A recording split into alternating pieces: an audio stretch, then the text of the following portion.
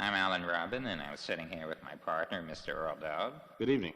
And also with Mr. Westbrook Van Voorhis, Mr. John St. Ledger, and Mr. John Cameron Swayze. And the five of us are going to conduct a series of simulated press conferences.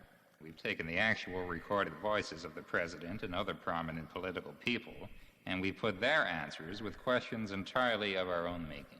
Well, why did we ever do a thing like that? Well, I don't know, but I think it sounds much more interesting this way. Our next guest was the last Republican president. General, it's a pleasure having you here today, and we'd like to get right to the questions. Well, I don't know if anyone could do the job better than you people here.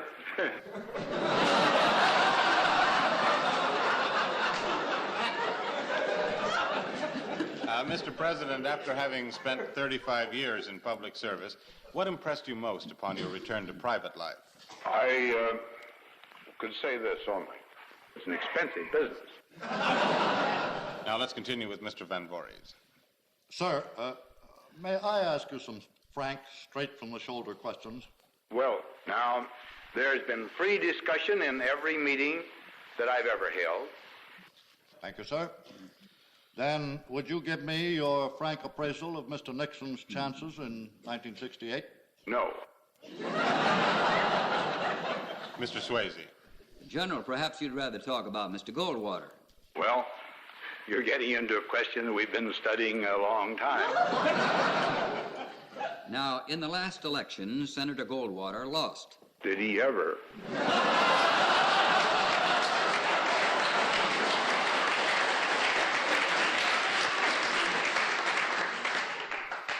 There's always been a question as to how many votes Senator Goldwater received. How many people actually voted for the senator?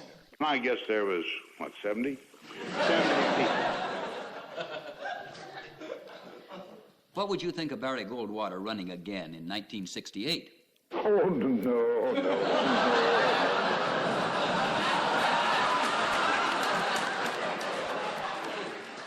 General, since we're discussing personalities with you, we're aware that there's been a coolness between you and Mr. Truman through the years. During what period did Mr. Truman nettle you most? From 1945 until this minute.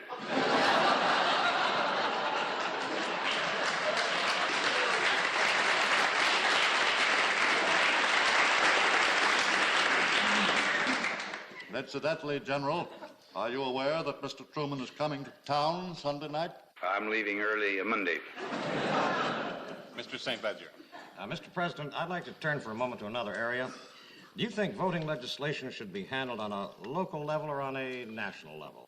Is that, that is, well, it's difficult. Now, let me make one thing clear. I think that, so far as I know, I say this. You know what I think? Is a private matter for the local authorities, or I mean a local, with local matter for local authorities, then that's all that's in that I have flatly stated again and again. Get that by all means, and get no more. Now that is all I can say in detail on that matter.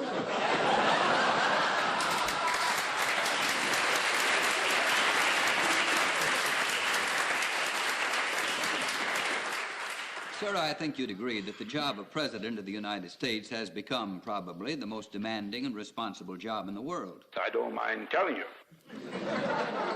Looking back now on your momentous 8 years in office, can you think of anyone else who might have handled the job as well as you did?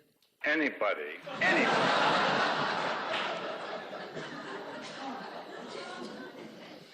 Mr. President, it has been a pleasure having you with us today. Well, I know it has. Well, I believe it has, put it that way.